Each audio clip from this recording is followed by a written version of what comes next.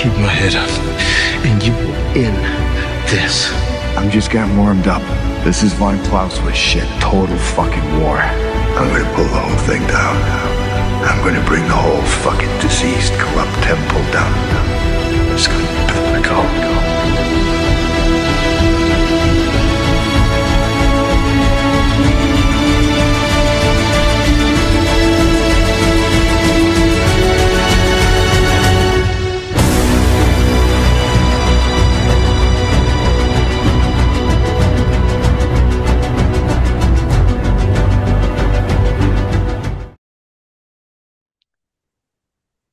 Hej och välkomna till ett juridiskt ljudavsnitt. Idag tänkte jag presentera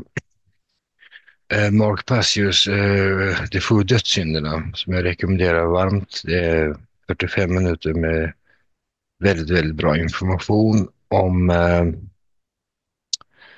hur de 7 dödssynderna har manipulerats genom religion och natural laws.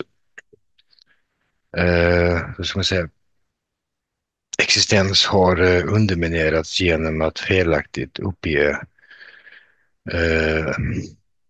de 7 dödssynderna som någonting som, vad ska man säga, träffar individen själv, vilket är då felaktigt utifrån ett natural law-perspektiv. Och jag tycker Passio får fram det här väldigt bra, och även den subtila mindprogrammingen som sker via religion många gånger, så vi bör vara vakna för att kunna komma till rätta med felaktig programmering. Så att jag rekommenderar varmt att titta på det här klippet. Det var 45 minuter och är för de som förstår informationen väldigt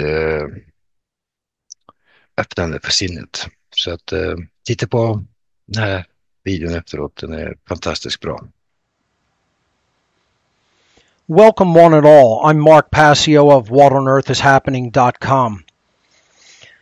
It's a pleasure to be speaking here at the Freedom Under Natural Law 3 conference. I want to say thank you to Will Keller and all of the other organizers of this great event. And thank you to the other speakers for making this a really incredible event focused on natural law, objective morality, the occult, and many other absolutely vital topics for us to understand at this point in human history. Today, my presentation is entitled The Real 7 Deadly Sins.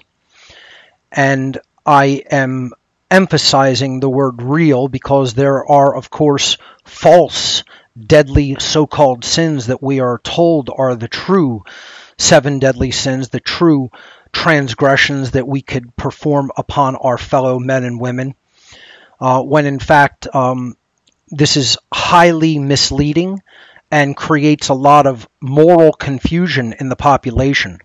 This is a topic that I have been wanting to discuss and formalize for actually quite some time. So the Freedom Under Natural Law 3 conference presented this opportunity, and I think it's a perfect opportunity to expound on this very important topic. So let's jump into the presentation. As always, I begin my presentations with simple caveats for new viewers to my work to attempt to understand. The first thing is, many people will say, well, there's nothing really truly new here. This is all things that have existed, and I fully agree. Nobody should be expecting anything new at this point. Tyranny is ancient. Slavery is ancient. The real new thing is the idea of freedom, and it has not, unfortunately, it has not manifested in our world yet. So I always begin by telling people, you will not be seeing or hearing anything new presented here today. This is simply the truth that has always existed. As the ancient saying goes in many different mystery traditions, there is nothing new under the sun. And what that statement means is that truth is objective and eternal. It has always been here, and it will always be here. It is for us to recognize. And unfortunately, since we haven't yet recognized it as a species, nothing truly new is happening here on our planet under the sun, here on Earth. All I can do as a public presenter is apply my own personalized framework and personalized aesthetics to concepts and ideas that can help get them across better and help get them across to people in an interesting way and in a way that, you know, looks attractive, so people will be more liable to pay attention to it. So that's my job here, and that's what I attempt to do. But if you're expecting anything brand new, you're going to be disappointed, because this is truth that has always been here among us as human beings for us to recognize. The second caveat that I always give while delivering, before delivering the body of a presentation, is that if you're an easily offended human being, this information is probably not for you. If you hear more of the tone that something is delivered with and the style, rather than the meat of the ideas, rather than the moral of the story, so to speak, then you're thinking from an emotional standpoint. You're trying to think and reason with your emotions, and thinking and reasoning doesn't actually work that way. You're prone to what I call emotional mind control or heart control. And that's the problem with a lot of people. So I always give this caveat before I begin, that my presentation style is often very abrasive. It's often intense and at times even combative toward the viewer. That's, because I recognize a lot of people are under influence of their own thoughts through their emotions.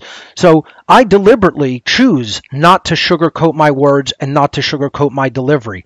And that means some people who will watch this might become angered and offended by it. Oh well, that's your problem. So be it.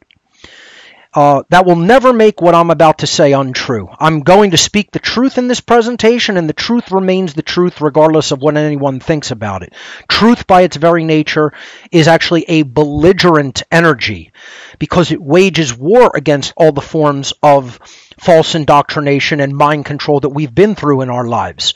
And therefore, truth can be a very difficult thing for people to hear and digest and come to a true understanding of.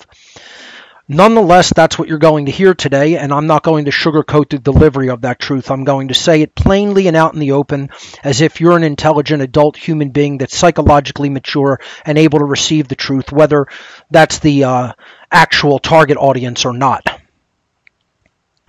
So let's jump in to the material. The first thing, if we're talking about the real 7 deadly sins, that implies a few things. That implies, number one, that there is such a thing as quote-unquote sin. And the second thing is it implies that there is a false definition of the deadly sins, or sin in general. So the first thing I like to do when I'm fleshing out a presentation, and since the subtitle of this year's funnel conference is the trivium, is we have to establish grammar. Right? Grammar is the first step of the trivium, followed by logic. I'm going to present the true 7 deadly sins and the false ones from a perspective of pure logic, the second stage of the trivium. But the first stage is going to be how we have to establish the grammar in the trivium process. And that means we have to set definitions for the words that we're about to use. So let's define sin. I went to the Oxford English Dictionary for a decent definition of the word sin, and I was surprised that it actually gave a very good definition. So I used it here to start the slides. Their definition of sin is an immoral act that is considered to be a transgression against divine law. Obviously, this is from a somewhat religious definition of the word sin. I generally don't use the term sin when talking about the violations of natural law, which we will get into, that do comprise transgressions against other sentient beings. I tend to just call them harmful behaviors. But since we're talking about the real 7 deadly sins in this presentation as opposed to the false ones, I wanted to give a textbook definition of what is generally considered to be sin or sinful behavior. And I thought that this definition was actually very well constructed, hence I'm using it to define sin moving forward in this presentation. Sin is defined as an immoral act that is a transgression against divine law. So let's define some of the parts of that definition. The word immoral, an immoral act. Immoral simply means in conflict with moral principles or wrong, meaning a wrongdoing. Again, something that is not a right, something that initiates harm against other sentient beings. That's what an immoral behavior is, and in the usage as an adjective, it simply means that it is in conflict with what is right. It is in conflict with the general principles of true objective morality. Then the word transgression, which was used in that definition of sin given by the Oxford English Dictionary, the word transgression simply means an act that goes against a law, an offense of some type. Again, very simple, very accurate definition to be used going forward in the subject material when we use the word sin. This is what we're really talking about. So I think those establish the definition pretty succinctly of what sin is considered to be. So I have no problem with any aspects of those definitions. What I have a problem with is what religiosity, what major world religions, what most religious people consider sin to be in the world, because I think it's a very false definition of the behaviors that they categorize as sin. And what that does is that paints in people's mind a very inaccurate picture of what true wrongdoing is. Then they don't understand what wrongdoing is, and they're more susceptible not only to perform wrongdoing, but to condone others doing wrongdoing. Okay? So that's why it's so important to truly establish definitions of what we're talking about, then move forward with an understanding of, let's understand how certain categories of behaviors fall in line with this definition or do not fall in line with it. So let's move on to the next slide. What we're talking about here overall, moving forward, is sin is transgression against divine law. And again, if you don't like the term divine law, use the term the laws of God, the laws of the Creator. I call it natural law in all of my work. It's moral law. It's the laws that define true and objective morality. These are the laws of cause and effect, because they actually bring a result into the human experience when we behave either in alignment with them or out of alignment with them. Some people have called this consequentialism. Some people have called this karma. Probably the oldest name for it is karma, coming from the ancient Indus Valley traditions of what it means to conduct action in the world. Karma actually means action, and then the result that you get from the taking of that action. So I find this to be purely in alignment with the correct definition of what would be considered sin, and very much in alignment with natural law principles. So let's move on and talk about natural law. Now, of course, we can't define every aspect of natural law here in this presentation. I took about 8.5 hours to do that in my natural law seminar. So let's just do a brief review of what natural law is, because this is what karma is. This is what the laws of cause and effect are. This is what God's law or the Creator's law is. This is universal law. Okay, what we're talking about here, that sin is a transgression against. So, as a general definition, as a working definition, natural law is a set of universal, inherent, objective, non-man-made, eternal and immutable conditions which govern the consequences of behaviors of beings with the capacity for understanding the difference between harmful and non-harmful behavior. So it's universal, everywhere present, no matter where you go in the universe. Inherent, that means it's part of nature. It's actually embedded in the fabric of reality. It is not a constructural idea in the mind. It's objective. That means it's not based on human opinion or perception. It's not subjective. It's non-man-made. This is not made by any human beings. It is not made by society. It is not made by any groups of people. It is made by the universe itself. It is eternal. It exists for as long as the universe exists. It is immutable. It can never be changed by any action of anyone or anything. And they are conditions which govern the consequences of behaviors. These are moral consequences that we receive when we act either in alignment with the laws of morality or out of alignment with the laws of morality. The understanding of natural law is centered upon bringing our own conscience, our knowledge of the difference between right and wrong, into alignment with objective morality. It's choosing moral behavior over immoral behavior. That is what it means to bring our behavior into alignment with morality. So to do that means definitively knowing which behaviors are rights because they do not initiate harm to other sentient beings, and knowing which behaviors are wrongdoings because they do initiate harm to other sentient beings. And as we will see, that's the very definition of right and wrong. The problem is most people don't understand that. They have completely falsified notions and ideas and conceptual constructs in the mind of what right and wrong actually are. And I'm going to prove that objectively with data from social experiments that we did. I'll present those results in a moment. So how does natural law actually function in the world? Well, when human beings in the aggregate, in the collective, actually live in harmony with natural law and are therefore considered to be acting morally in the aggregate, they become and remain free. This is how the laws of consequence of behavior work. When human beings in the aggregate, in the collective overall, live in opposition to natural law and are therefore overall immoral as a species, they will become and remain enslaved.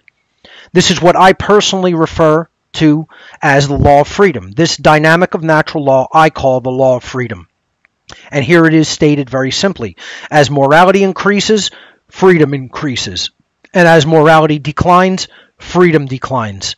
This is how entire civilizations either create a situation in which they live in freedom and harmony and peace together, or a civilization creates the situation that we are in right now. Tyranny, covert enslavement, moving toward overt enslavement. And ultimately extinction, if the cycle continues and does not, we do not better ourselves and therefore better our condition as a species. So that's what natural law is. That's how natural law works in our world. So this brings us to the crux of the matter in understanding sin. What are rights? What is an actual human right? A sin is something that we do not have the right to perform. We don't have the right to conduct sin without negative karmic consequence. So if we know what our rights are, by knowing what comprises sin, what are the wrongdoings, which we're going to get to, then we will create freedom when we behave in alignment with those laws of morality in the aggregate. Defining a right is one of the most important things we can do. And unfortunately, it's one of the things our society fails miserably at. And I'm proving that with social experiment results that we conducted back 4 years ago in 2019. But nothing has really changed since then. You could do it today and get the same results. I guarantee you will get the same results unless you're doing it in a concentration of highly enlightened beings, which is a rarity to even have that assembled anywhere in human society. But if you're in an environment such as that, yes, you'll probably get skewed results. If you go out on any given street corner in any major city in America, you'll get these results. I guarantee you'll get these results. So we define a right in the correct way. A right is an action that does not initiate harm to another sentient being. You are not beginning harming someone else. If you don't do that, there will be no problem, there will be no trouble, there will be no sin. Therefore, there will be no negative karmic consequence in the form of tyranny and enslavement when all of humanity conducts their affairs that way and then condones other people doing that type of violence, which is where we're at now. So we did a social experiment in the year 2019, and the results that we got is that no one we asked out of the hundreds of people that we asked could correctly define what a human right is. 0 out of all the people that we've ever asked. And this is anywhere we did it, any city in the United States or actually anywhere else. I haven't done it outside of the United States, but guarantee you if you did it outside the United States, you're going to get the same results. No one could correctly give the definition of what a right is. Now, my question in response to that is always the same. If you cannot correctly define a right, how could you possibly ever expect to be able to keep your rights? from being stripped away from you. If you don't even know what they are, how are you going to know that they've been stolen from you? See, this is the problem in ignorance that we have in human society today. So in the defining of a right, we actually immediately define the wrongdoings, because we're defining the right in the negative, or the apophatic definition. In theology, when you study things from the perspective of what they are not, this is called apophasis or apophatic inquiry. Very interesting topic to look into from theological schools of thought. So we're defining a right in the negative, or an apophatic definition. A right is an action that does not initiate harm to another sentient beings. By definition, from that grammar, using the trivium, we could easily see that what are wrongs then? True wrongdoings are rights which do, actions which do initiate harm to other sentient beings. Very simple. We're just inverting the definition of a right.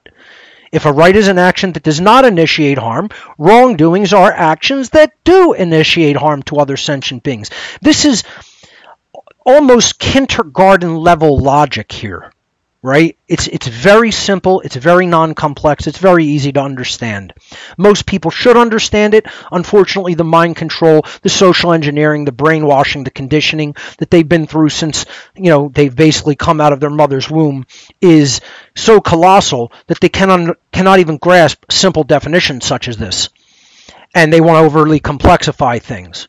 It's very simple. I didn't say aligning our behavior to it is necessarily easy, but the definitions are quite simple if we're being honest with ourselves. So moving forward, if this is the simple natural law definition of what wrongdoings are, then we have to look at what we've been told about what the 7 deadly sins actually are, because so many people have this in their religious programming that they believe morality is something other than what it is, and that's the problem. Then it paints a bad idea when someone's trying to talk about morality, because people who have been so inculcated with false definitions from religion carry that into their understanding of what's going on in the world and of natural law and of true objective morality, and then they confuse the two, they conflate the two, and it brings a bad name to people who are trying to really explain how natural law and morality and freedom are inseparably interconnected. That's why this is such an important topic to get right.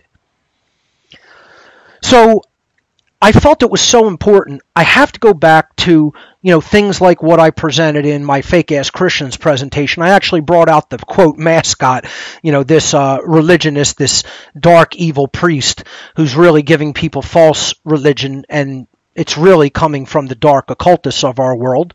Again, he's, basically giving people a false version of morality, telling people he's the intercessor between God and man, God and humanity, and kiss his hand, why don't you? This is what all the attitude that really any clergy and priest class take.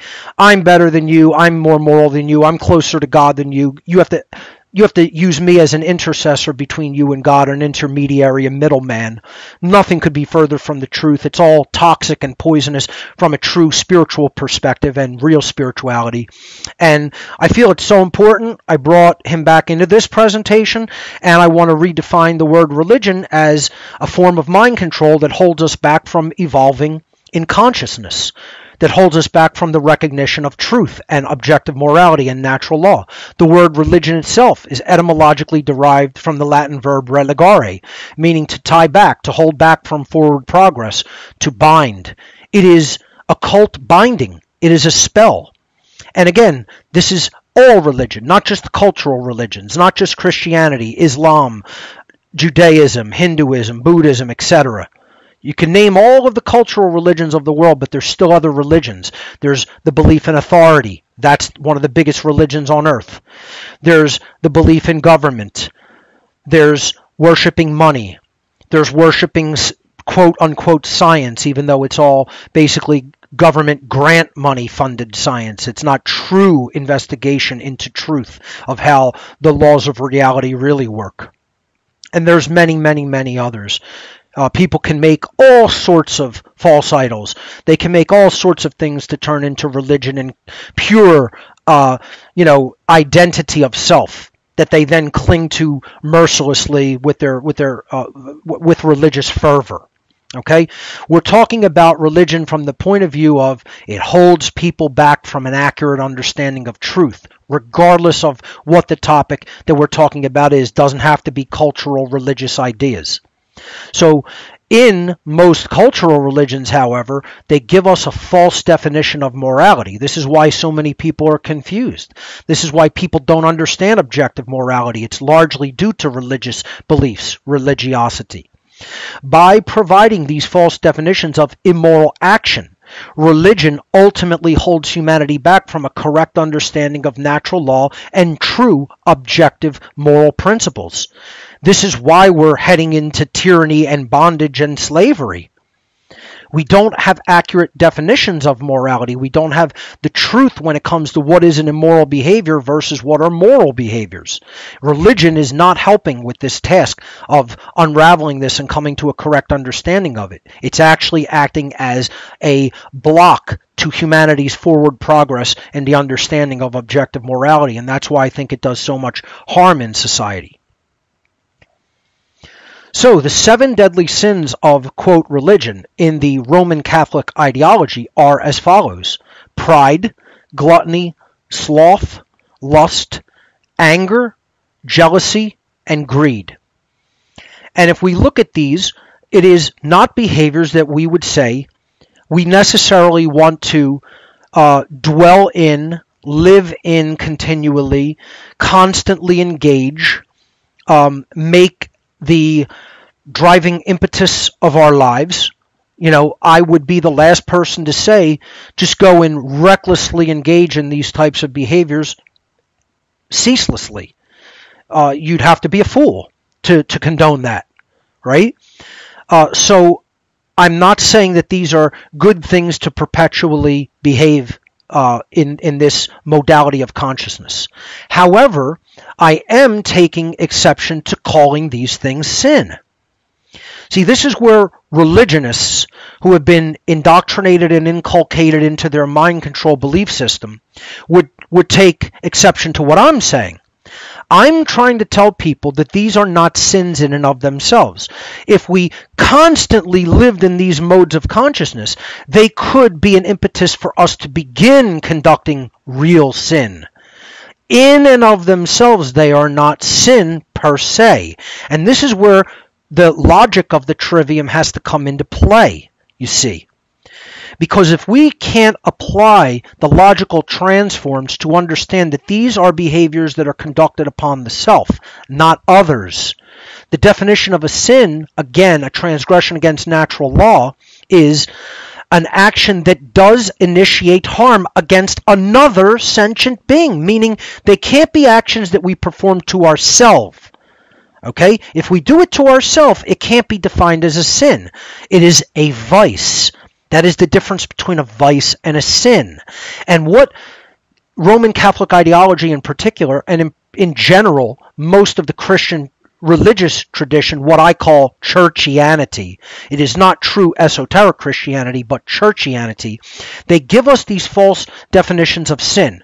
And in telling us that these are immoral behaviors in and of themselves, it leads to all kinds of confusion in the general population about morality. Then when someone like myself comes along and says, hey folks, morality is intimately and inextricably interconnected with human freedom, you get a bunch of people that go, here's another religious nutter. No, this isn't religion. This is a science defined by the trivium method to help people understand objective morality so that they create freedom instead of tyranny. That's what the understanding of natural law is, a science. In that sense, I'm a moral scientist. I'm not a religionist. I think religion is the root of our problems, and religious thinking needs to go away if we're going to evolve as a species. So please don't confuse what I'm saying with religion just because I'm talking about objective morality. Objective morality is a scientific understanding, not a religious belief. And we're going to prove this here. So let's look at these behaviors in turn. From a logical point of view, here we're applying the transforms of step 2 of the trivium process, logic. Okay? So let's look at each behavior in turn. Is pride a behavior we do to someone else? Once again, you wouldn't want to constantly dwell in the modality of counterproductive pride, like thinking that you're way better than you actually are and you're actually doing in the world, right? That's not going to motivate you to do any better, right? But if you have done really well from an objective point of view, and you have gotten what you want accomplished and you've done it to the best of your ability and it's very well done, even from other people's perspective, assessing it all together and just about having agreement universally that you've done a brilliant job, you could take pride in that work. Okay? It's something that is not necessarily the initiation of any harmful thing against another, right? Counterproductive pride, you're going to basically diminish what you could be doing better, right? That's why there's a good form of pride, there's a bad form of pride. But I don't think anybody disputes that this is an internal emotion that one feels toward oneself, right? We're just applying this simple logic. Is this done toward the self internally? Is it an emotion that exists purely internally within the self? Or is it an action, a behavior that you do outside of yourself toward someone else? I don't think anybody's going to say that pride itself is something that you do to someone else. It is an emotion. Pride is a noun. It's not a behavior. It's not a verb. Right? So let's look at gluttony. Gluttony is overindulgence in food. That's self-indulgence. That's something you do to yourself that could be a vice. You could get sick. You could get heavy and overweight and out of shape and in bad health. All kinds of bad things can come out of gluttony. If I am gluttonous one day of the year, or maybe 2 or 3, it's not going to undermine my health necessarily. Right? So it's like just engaging in that behavior is not doing something harmful to someone else. You could potentially, if it's overboard, do harm to the self, but your body is your property. As long as you're not forcing food down someone else's throat in too large of an amount when they're telling you they don't want that done to themselves, then it's not a harmful action against others. And we can continue down the line. Sloth, by definition, is inaction. It's the state of inaction. It's laziness. Okay? Now you could say, well, maybe not taking any action when someone's actually having violence conducted upon them, you're sort of complicit with the violence. That's a rare exception to the rule. Sloth just generally means you're lazy, you're in a state of inaction, you're not actively harming someone else. Lust, again, it's an internal emotion.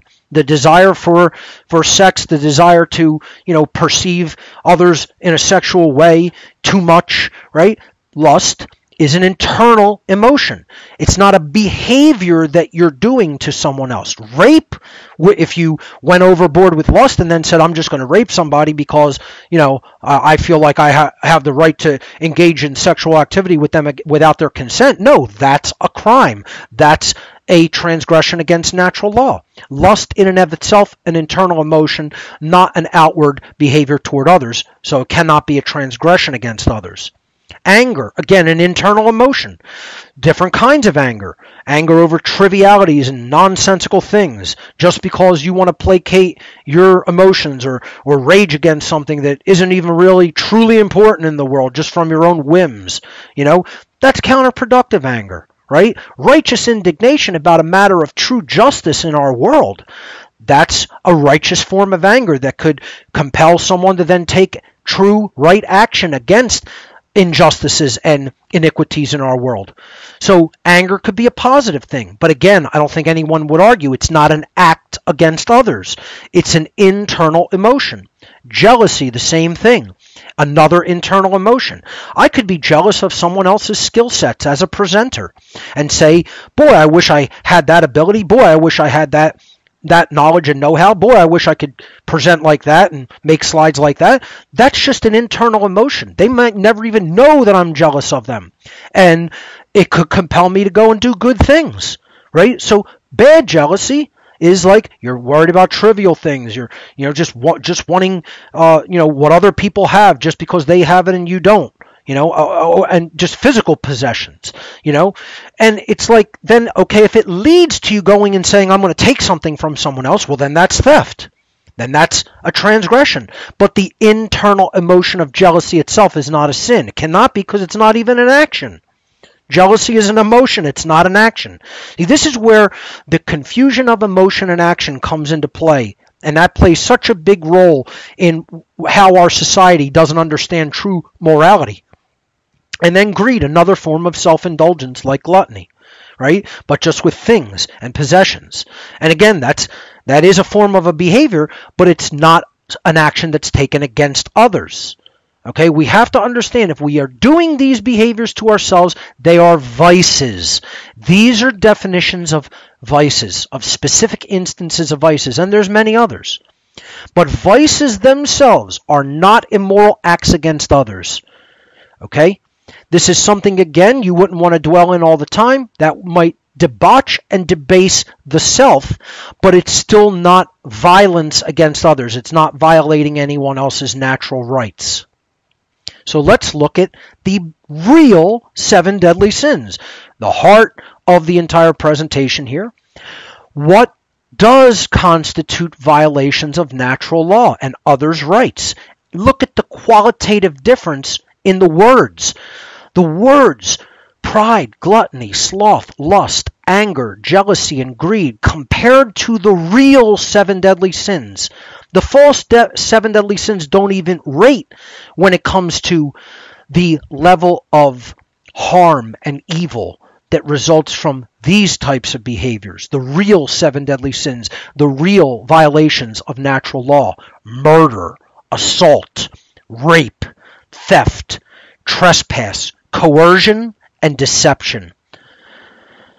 I think anyone logically, even looking at the qualitative difference between the vices versus the real sins, if they're being honest with themselves, is going to realize there's zero comparison. These are the real deal when it comes to harm. And they all share one basic thing in common. So let's look at some of these from a logical perspective. We're going to look at what is the act of murder, just like we look, what is pride? What is taking pride in oneself? What is gluttony? What is sloth? What is lust? And on. So let's look at these in turn, right? A very logical procedure. This is the part of the trivium process we're engaging here is we're asking the question, who, what, and then eventually we come to how and why. Okay? We're looking at why these now are actual transgressions against others. Because something has to be done in order for a transgression against someone else to have taken place. Not thought, not felt, but acted upon. That's why sins are actions. Sins aren't thoughts, sins aren't emotions, sins are actions. And, quite frankly, I really shouldn't have to even explain this to people who say that they're people who are spiritual / even religious. People who want to take the laws of the Creator into the universe. This should be common sense. And that's the definition of conscience. Conscience literally means common sense when we etymologically break it down into con, meaning together or with, and science, meaning to know or to understand. And this is the problem, is we've lost the common sense of what the true sins are, what violations against natural law are. And that's why we do them, and we continue to condone when other people do them, namely when government performs these behaviors. We say that's perfectly justifiable and acceptable because they have some kind of magical rights that everyone else doesn't have, or we, not having those rights, have delegated them to this group of people who now magically have turned wrongs into rights. It's utter ridiculous religious nonsense, of course, and this is how people have to come to perceive it. So let's look at these in turn from the logic perspective of the trivium. Murder is the theft of life without having the right to take someone else's life. There is such a thing as the rightful ability to kill in self-defense, but that is not murder. That is a killing done in self-defense. When we talk about murder, it is the theft of life without right. So you have stolen something that doesn't belong to you, namely the life of another being when you did not have the right to do that. That's what murder is. Assault is the theft of well-being without right. Now, if I defend myself against assault, that's not assault. That's the right of self-defense being engaged with.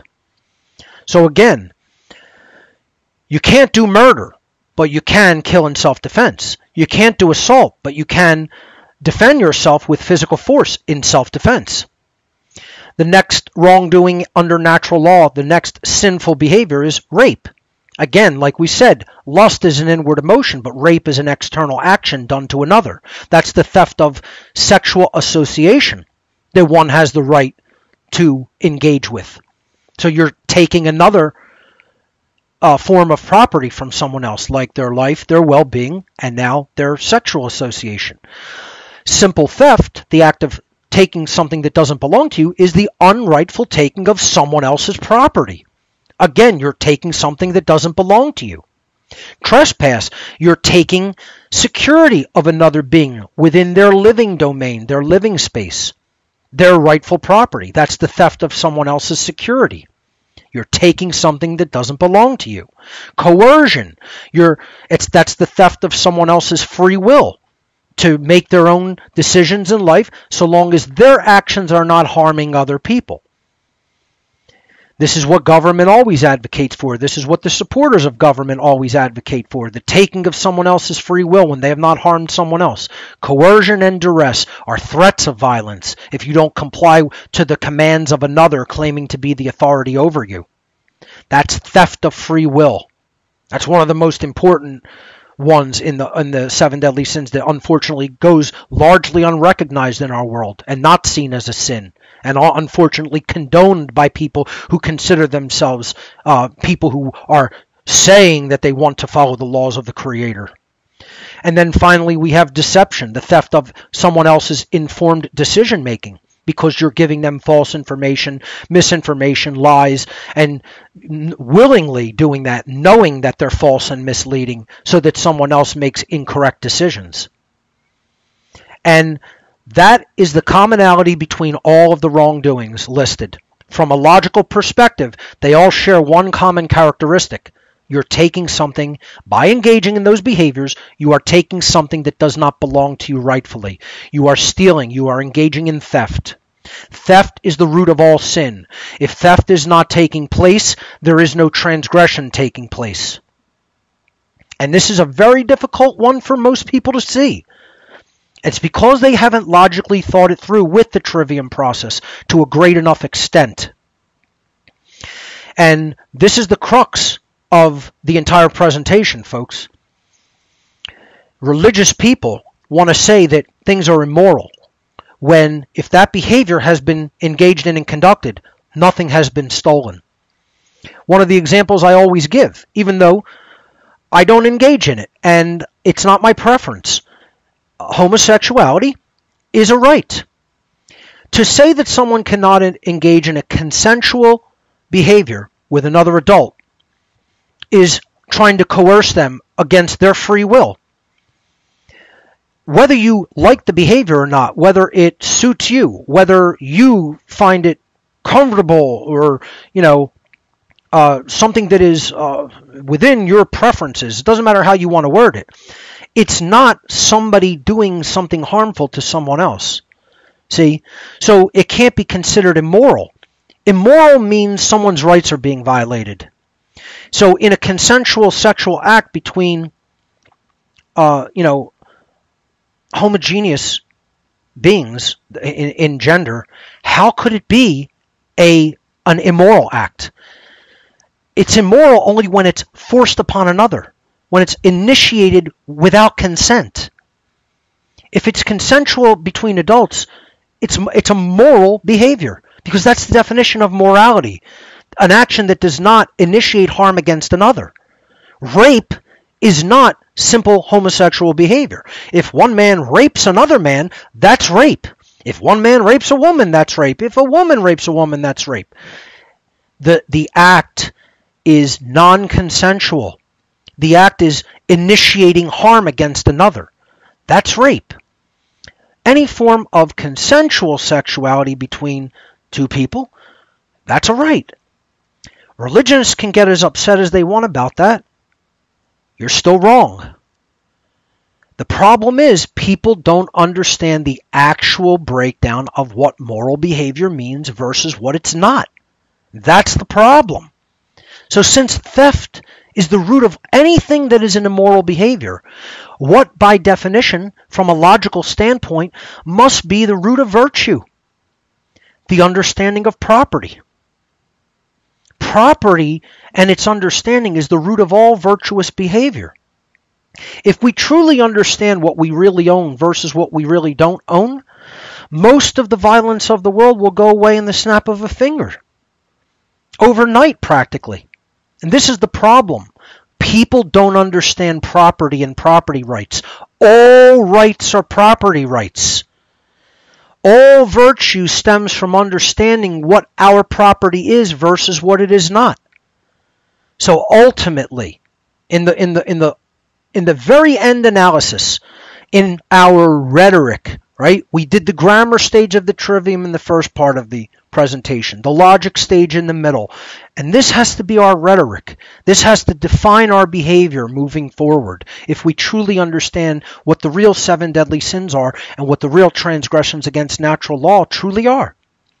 Ultimately, learning and applying objective morality and natural law is 100% entirely about understanding what one's rightful property truly is versus what one's rightful property absolutely and definitively is not. The understanding of rights all stems from the understanding of property. And that's why the word proper or rightful is in the word property. And the suffix ty, etymologically, if you research it, actually means power, true power. True power stemming from what is right. Literally is what the word property means, if you break it down etymologically. Which is why the understanding of words is beautiful, because it helps us to really understand what they mean in spirit. If we fully understand and value our rightful property, then we will naturally extend that accurate understanding to the property of all other sentient beings. We will not violate their life. We will not violate their rights. We will not violate their freedom. We will not violate their property rights. We will not coerce them. We will not deceive them. We will not steal from them. We will not diminish them. That is what our rhetoric is to do. Once we understand, we have the grammar in hand, and we understand logically what rights are and what they are not, our behaviors have to be brought into alignment with them through a full understanding of property. And in doing so, we will then, as a species, hopefully, cease to violate the one true law of morality. Don't steal. Don't take that which does not belong to you to take. Don't condone it when others are doing it. Then we might move into a free and prosperous world based on real justice, based on natural law. Ladies and gentlemen, thank you so much for your kind attention in this presentation, and I'm very proud to have been part of Funnel 3 this year. Have a good one.